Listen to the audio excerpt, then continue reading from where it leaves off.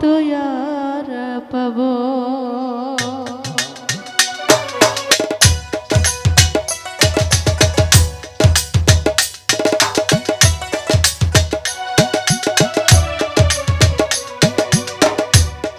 এই পৃথিবীর মায়া ছেড়ে, এই পৃথিবীর মায়া ছেড়ে একদিন চলে যাব, হয়তো আর হবে না দেখা এজন্য নয়তো আর পাবো, হয়তো আর হবে না দেখা এজন্য নয়তো আর পাবো।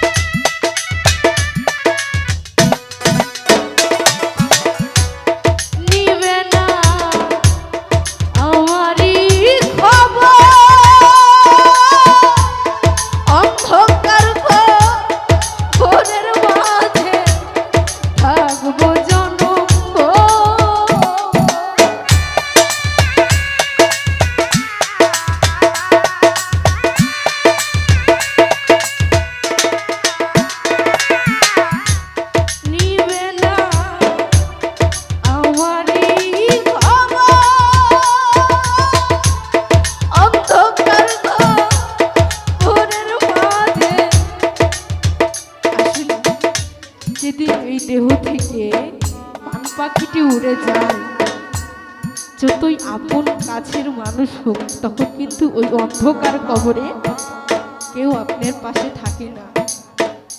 আজ যখন এই জিন্দানি সার বাবার মাঝারে যখন আমি পা দিয়েছি, তখন আমার অন্তরটা কেঁপে উঠেছে। জানেন, আমার দাদা মৃত্যুর আগে বলেছিল, মা আমি তোমার সাথে জিন্দানি সার মাঝারে যাব, তোমার গান শুনবো। আল্লাহ তাআলা তাকে সেই গান শোনার মতো তৌফিক দান করেছিল না। এই জিন্দানি সার আগেই সে মারা গিয়েছিল। এই জিন্দানি সার যেদিন হয় উরুস, তারপরে দিন আমার দাদাকে খিলাইছি আমি 40 দিন।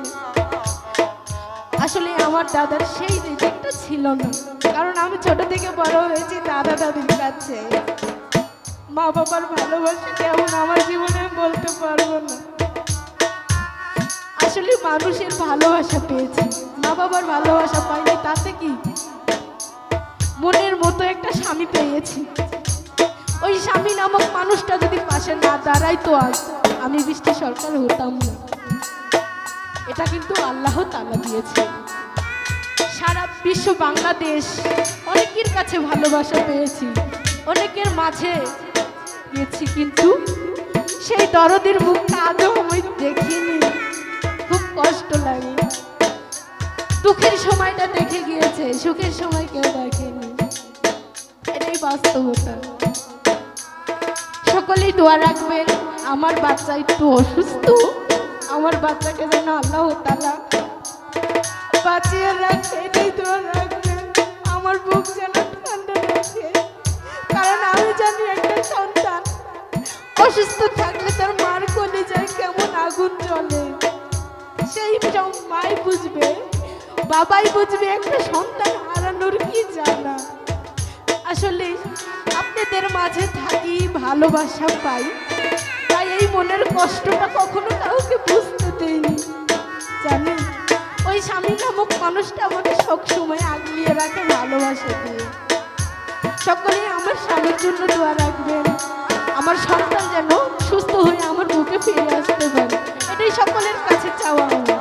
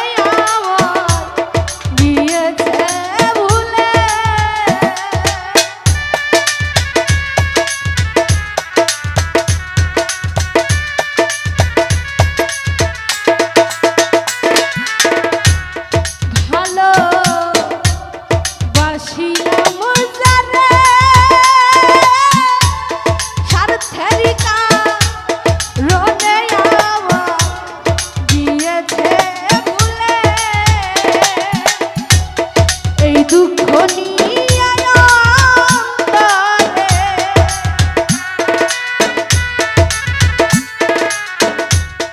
এই দুঃখ নিয়ে অন্তরে পাগলা মুছা বিদায় নিব, হয়তো আর হবে না দেখা এজন্য নয়তো আর পাবো, হয়তো